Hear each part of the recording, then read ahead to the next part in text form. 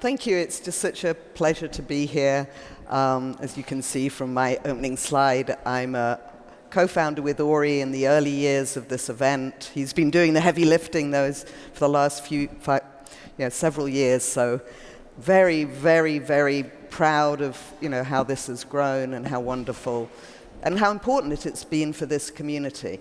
I'm the director of AR/VR at Futurewei Technologies, and we 100% need more people in technology who are looking ahead. I think one of the great issues that we face is too much short-term thinking. So I feel very lucky to look at the future, and from the perspective of someone who's been in product and working in technology for my whole career.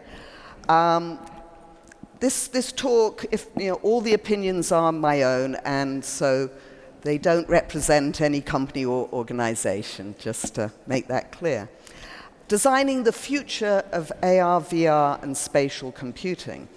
I actually began like many people in this space, in visual effects for film and television. And my first startup was a 6 degree of freedom robotic camera used for layering. You do multiple pass photography to layer effects on film. So it's essentially augmented reality for film. So literally, I've been working in this from the beginning of my career in tech. And that is, I think it's very, it's very interesting to have had this whole perspective, because it began with these very, very hard technology problems, this space. But then, the two other sort of highlights I put on this slide, one, obviously, this event. This is about an ecosystem. This isn't something that is just about solving technology problems. And that's why this event's so important, and the work of Ori Inbar to develop it has been so important in recent years. But then I was super fortunate to get an opportunity to work with Will Wright, who's for 4 years. And he's one of the most important simulation game, he is the simulation game designer in history. But one of the things that Will pioneered that's so crucial for us now is really he's the early developer of AI agents and simulations and what dynamics these create. And a lot of this talk will be examining the importance of that and how we need to bring this understanding into what we do in AR, VR. Now we have at least made some inroads on the tracking, mapping, and registration and the perception stack. So Ori showed this slide, and we also co-founded this augmentedreality.org. And we made this bold claim to advance humanity and inspire 1 billion users by 2020. I think if you count camera filters, we might well be very close to that and all the other things that you could call augmented reality. I'm not worried about the bottom moonshot. It's the advance humanity claim that I think we have made very little inroad on. So I want to talk about that in this talk.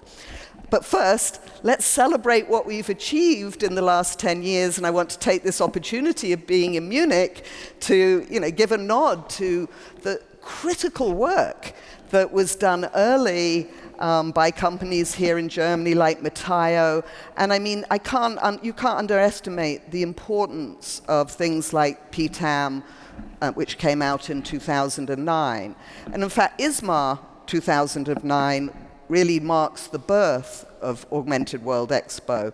Ori and I first, I think, discussed it there with Jay Wright from Qualcomm, and who's one of the early sponsors. Couldn't have done it without him. So the highlight and what ISMAR was focused on in 2009 were the problems of tracking, mapping, and registration. And if you know the history of AR, the early definitions of what AR actually is about was this. It's virtual 3D objects registered in space, interactive in real time. And this tracking competition was a centerpiece there. And these are just pictures from that event. But I think that was the last 10 years. And we've made great progress there, but we have now seen a new trend, and it was marked by Bruce in his talk at ARE 2010. It was all about mobile first back then, and now I think we're all well aware, and Satya Nadella pointed out, it's about AI first. What does this mean to this community? And another thing I want to, before we sort of just go into some of the details, I think you probably all noticed AR, VR, a lot of people are using this term spatial computing now. And it's much, much more than just a rebranding. It's actually a fundamental shift, and it's really important for us as a community to understand this shift, because as an early pioneer, with you all, we've been very focused on hard problems of eyewear, tracking, mapping, and registration. But this shift to spatial computing has actually broadened it's actually a shift from personal computing. And I mean, that includes personal spatial computing, which would be the eyewear. I'm not saying it's either or. I'm saying this world has got much bigger for us. Machines are no longer attached to us, instead occupy space with and around us, can be used by many people at the same time. And also, we have to start thinking about what are we have to move our focus just from wearables and eyewear to this broader world of spatial computing. So that's something I think it's very important. We're only beginning to wrap our heads around this. But this is a very nice article by Vijay Sundaram from Google Research, because he very clearly talks about what's at the heart of what we mean by spatial computing. And it is not just a rebranding. These are sort of principles he introduced in that article: embodiment, intelligence, proactivity, ambience, and social awareness. And this is where, when you bring this together with our mobile concept, which I think we've made very big advances in, this is what has produced this term spatial computing. It's not a rebranding of AR, VR.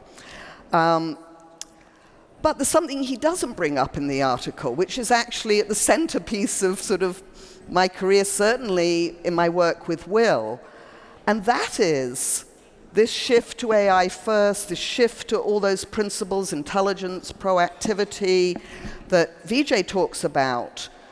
Actually, this is where it all comes together: emergent behavior.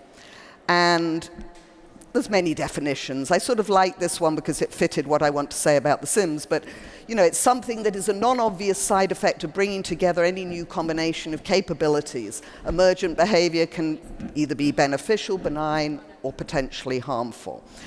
And this is something that is absolutely at the centerpiece of spatial computing. And it's very important, actually. I think I'm very lucky to have had this experience working with Will, because as a simulation game designer, and the absolute centerpiece of Will's approach is to produce as much emergent behavior as possible. These are not games, basically you're overseeing the lives of AI agents. That's what The Sims is.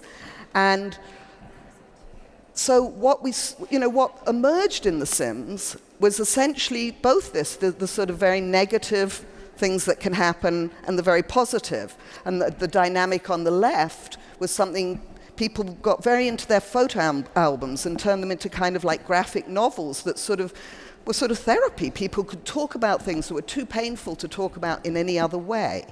But we also saw the rise of the Sims mafia, where people use the reputation system to shake other players down and drive people out of the game. And because it's a game and a simulation, obviously you can tweak the game. So, when you see these things happen, you have an opportunity to adjust. When it's a game, you have all the levers, right? And I think this experience is really critical for us now, because This slide, this picture on the left actually comes from a wonderful article in Nature, which is really a call for the study of machine behavior to become an academic discipline as important as the study of human behavior was. I think, when that was first introduced as a discipline, maybe someone got a Nobel Prize for it. This is very important. But that loop that you see on the left, that's precisely what Will did in The Sims. That is how, when these dynamics were worked with, and that's how the emergent behavior was managed in The Sims. And this is critical now because we had, the basis of The Sims are these AI agents which you oversee to sort of manage a game about everyday life. But AI agents are already integrated into our society, as you know. They're credit scoring, algorithmic trading. I mean, these are very much already part of our life and society. And they're going to be absolutely critical to the next 10 years of spatial computing. So this is one of the central problems I think we're looking at in tech right now, not just in AR, VR, but because we're on the emerging edge of things, we have the greatest responsibility here to lead, to answer this challenge, actually. And there's many, many ways to look at it. I could do a whole talk on just this slide, but I think you actually, autonomous vehicles are a place where you can really begin to sort of understand this, because one of the ways, when you're driving a car, you have a theory of mind about what other drivers will do that helps you, if you see someone in front of you driving in a certain way that's kind of off, you are able to predict what they might or might not do. But once there's the situation where you have machines in a hybrid network, we no longer have a theory of mind. And this is an academic paper, simulation-based internal models for safer robots. And the idea of this is to have a consequence engine. So inside the actual, the machine, there's an idea of consequence. Because we do know that. We do know if we see someone speeding down the road, that we have an idea that they understand they could be stopped by the police, they could kill someone and go to jail. And so this is a very interesting academic paper and there's beginning to see some work in this area. But this is a really big problem. This is something that I think we're going to have our attention on definitely for the next decade and maybe longer. And I think you might have heard of this passenger-pedestrian dilemma. From the perspective of people who are buying in an autonomous vehicle, they want the passenger to be prioritized. But if you're a pedestrian, you want to be, if there's a dilemma, right? And what's interesting about this is MIT did this project, the Moral Machine, to look at the human perspective. And what it turns out, you see the dilemma here is, do you save the passengers and hit the people on the crosswalk, or do you save the people on the crosswalk? And in this study, they realized this has very, very many permutations. It's basically, who are the people on the crosswalk? What culture do you come from? Do you value old people or young people in your culture? So and that includes all of us as technologists, we have to start understanding we are part of this very large stack now, and we're deeply embedded into these social and ethical problems. And it gets even deeper, doesn't it? Because this is a slide I think I showed in a talk at AWE in Santa Clara a couple of years ago. But that is such a good condensation of another trend in augmented reality, that augmentation has become about the upgrading of human beings. And increasingly, we're not merely upgrading external tools, we're actually merging directly with our tools. And of course, this adds another layer to this. And I opened the talk by talking about the actually hard and challenging work we've done on mapping, tracking, and particularly mapping the external world. And now we're taking that task to our internal world. And so we are now, and have been for a long time, even without all of this extra complexity our technology and systems are going, living in a very complex world. Alan Kay has probably been my inspiration throughout my career. He's really one of the most important thinkers still today for the future of computing. And if you can find any of his talks online, they're really very important to study. If you know Alan Kay's work, he's one of the most important figures in early computing. I actually don't want to go there quite yet. We actually owe most of our devices to, he was an advisor to Steve Jobs, and very, very important in our understanding of how computing should evolve. I mean, some of his most important ideas he's still working on, though, because only a few of them got taken up back in the 70s, and now they are becoming, very critical, and it's worth paying attention. Now, this is just to bring us back to the importance of simulation. Simulation is a superpower in this space, and again, we've shifted our understanding of this term mirror worlds, I think, in a way that's actually not very helpful, because if you look, this is, I think, on the right, I think David Galertner was the first person to coin this term.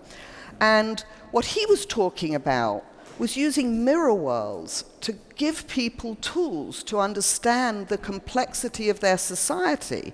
It's much more closer to what we were doing in The Sims, because we were actually, even though it was a game, giving people tools to understand their daily lives. But on the left, you see the way we think about these things. It's like these mirror worlds, these digital twins, are an opportunity for someone to sort of become the wealthiest and most powerful people in the world. I think this dichotomy is really striking, and I want to sort of unpack this older idea of mirror worlds a bit and what they can bring to this space. And again, that's from my experience working with Will. And what's so awesome is you can actually, Will has done a masterclass, and he's really shared this in depth there. So you can go back and follow up on this. But if you see, this is the kind of simulation that Will is building, is much more like this original idea of a mirror world as giving people tools to work and understand complexity in their lives. So really highly recommend the masterclass. And the first thing, when I first met Will, the first book he gave me is this book on the left. I can't, he was super important to his early work and his design work on The Sims and SimCity and much of his other work. And why is it so important? Because pattern language, this is, Christopher Alexander was an architect, is about empowering people to actually understand how cities are built and have conversations with people who build cities so that they can actually be people-centered cities. And patterns are a common language of problems and potential solutions that appear in different contexts and different scales of intervention. And why this is so important is in our society now, someone writing software code often doesn't have any language to talk with someone looking at the problems of privacy, trust, and ethical problems. And patterns are a way to bridge this, and pattern language is a way to bridge this. And this is pattern. Christopher Alexander's book was written in 1977, and this wonderful paper came out in 2017, I think it was.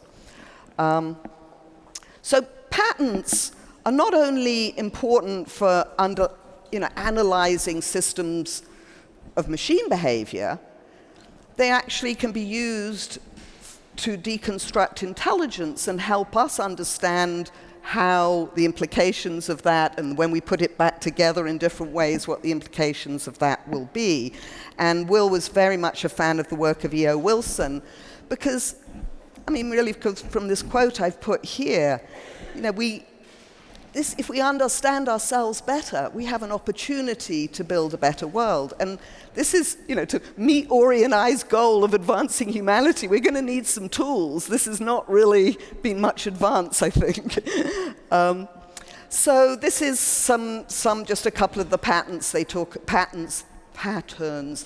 in this paper. Now, pattern languages actually have a lot of manifestations. They were very important in the creation of object-oriented programming. So I don't think they're just this. Patterns are a very powerful tool. But in this paper, I think these are two critical patterns for us now. And this is something, even if you're in a startup developing you know, your first application, you need to think about these patterns. You know, most of our machine intelligence, the man behind the curtain's a really big deal. It's not, you know, this full autonomy idea. And that's another you know, kind of issue we have when we think about AI. We tend to think of these very far out visions without really looking at what's going on now. And the man behind the curtain is very critical for all of our work in machine learning, machine intelligence. So that's one, and you know, that's one of the patterns they identify. And then the ability to demonstrate fair and equal treatment, because you know, we think of algorithmic trading. I mean, we have no idea what's going on in terms of fair and equal treatment there. So, you know, it's a great article when you have time. And another issue we have as a community in AR, VR, I think we can no longer confine ourselves to the small problems of solving these very focused technology problems, because this is a really great paper essay by Kate Crawford and Vladan, I don't know how to pronounce his name, Yola. Essentially, what they do is they show that what this little sort of gray cylinder is really about, and how it is actually networked into a system of human labor, data, and planetary resources. We actually have to understand what we're doing in these very, very large contexts now. So, this problem of complexity and how we can work with it, and I think I've made two propositions: the importance of simulations and how things like patterns can help you understand complexity. But it's even deeper than this. And you know, this is a serious problem, because now software is no longer just about coding. It's actually more important to know what the rules are, this wider context. And we can't even keep the code straight in our heads, let alone something like the anatomy of an AI system that you saw in the essay on the Amazon Echo. So this is another project that Alan Kay has been involved in from the beginning of his career, is that we really have to rethink how we write code. We even have to rethink it from absolutely the beginning. Because the trend in coding from when I began in a moment in computing when the first thing you did when you got a computer was become an author. The very first thing I learned to do was to write code, because that's what the device begged me to do. Now our devices, even though they're like supercomputers, you can't author on them any longer. And you know, this is something that Alan Kay, this is a drawing from 1972. And if you notice, we have something that looks like the Dynabook, but actually it doesn't have the capabilities of the Dynabook yet. And that is this idea of symmetric authoring and consuming. And it's so critical, this, because and this point that Alan makes is we actually need, to have these new levels of thought, but it can't be just for the experts in our society. We actually need these kind of new tools for everyone. And he talks about the printing press here. When you change the nature of communications, you actually do change what it means to be human. So this is a problem that this is a vision he had that wasn't realized. It wasn't. Many of his ideas have been, very much part of our world of computing, but this one aspect it has not. So this is a project that he has sponsored for very long, in its early days, but it's actually now matured. And if you go to Croquet, it's a totally decentralized platform, which actually brings, Alan's dream of this symmetric authoring in real time and this rich media. We can, all stand around a simulation and work together to reality. And they presented at a workshop at the beginning of this event. And the demo you can find, I think there's an SDK out. So this is like, I think, I've personally been very, very interested in the infrastructure of AR, VR from day one. And it's perhaps one of my big disappointments that progress on the infrastructure has been not very, I feel, that's why I've put Croquet there. I feel it's like such an important piece of progress to have, some infrastructure like that. Because this is really, Vernor Vinge said this at his intro to ISMAR. This is really the most interesting problem in mixed and augmented reality. And remember, the early slide, reality becomes a platform. Quite frankly, this is at the absolute root of who will this platform empower? Will it empower just one person to become massively wealthy, or will it empower everyone? And it's a very, you can see he was already talking about open standards and a bottom-up approach, as well as, it's going to be a heterogeneous environment. It's not a black and white either or. So I was dabbling in infrastructure in 10 years ago. The minute you may remember the Google Wave, you probably only remember the interface. But behind that were these servers that actually offered an opportunity to do an open AR structure. And Thomas Robel, who sadly passed in 2017, is a game designer who actually put together a demo of this on the Wave servers. When the UI was closed down by Google, the servers got open source, but there wasn't a community to support them. So this project, was an experiment. But, there really has been little advance, I think, in our infrastructure thinking. And it's a complex problem. I really think, you tend to have these sort of either-ors. Oh, it's going to be all decentralized, or all open, or it's all being closed, and there's going to be one ring to rule them all. It's actually going to be much more complex than that. It's, problems of trust and privacy don't necessarily get solved by everything being on the same standard. You might actually want quite different standards, lots of things. So this is something, again, we haven't dug into. This is the next 10 years. We have to, as a community, think about this more and more. And again, remember I talked about the issue of complexity in coding and Alan Kay's suggestion. Oh, I think I can make this play. How can I make it play? Maybe by clicking? Yes! So basically, this project is completely rethinking the way we can work together, code together, and it's really putting people back at the center of collaboration.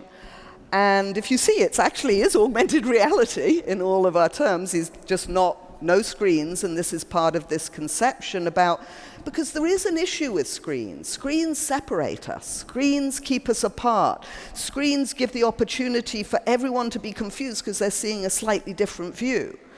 And this project, which was founded by Bret Victor, who, I mean, I've heard Alan's, he's probably one of the most important designers, I would say, in this, living today, and that's in Alan's word. Why? Because he's willing to work from the ground up, to look at how the way we relate to computing can actually advance humanity. He's really thinking from that.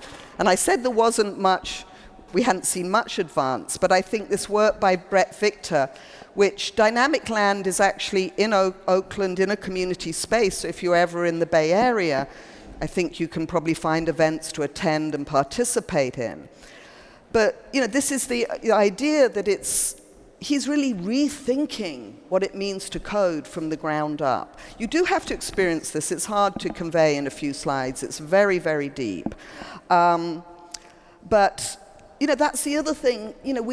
This is one of the issues. There will always be a place for eyewear and wearables, but squeezing our human bandwidth, our incredible bandwidth, into a small little display of pixels is really not the optimal way for us to relate and compute together. They